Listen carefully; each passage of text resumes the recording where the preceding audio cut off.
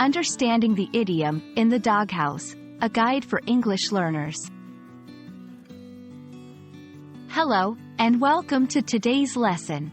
Today, we're going to explore a very interesting English idiom, in the doghouse. This phrase is commonly used in everyday English, and understanding it can really help you sound more like a native speaker.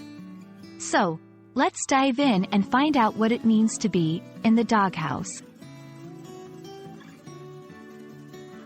The phrase, in the doghouse, refers to a situation where someone is in trouble or disfavor, especially with a family member, friend, or superior. It's like saying someone is out of favor or not in good graces. The origin of this idiom is quite literal. A doghouse is a small shelter for a dog, and being sent there is like being sent away from the comfort of the home because you've done something wrong. Let's look at some examples to understand how this idiom is used in everyday language. Ever since I forgot our anniversary, I've been in the doghouse with my wife. John's been in the doghouse at work ever since he missed that important meeting. I'm in the doghouse with my roommate for using his favorite mug and breaking it. These examples show how, in the doghouse, is used to express the idea of being in trouble or out of favor.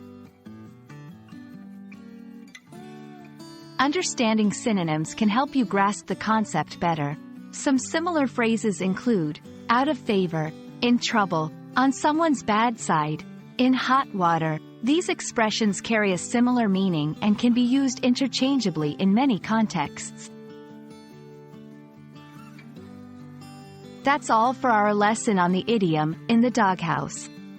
I hope this has been informative and helps you understand and use this phrase confidently in your conversations.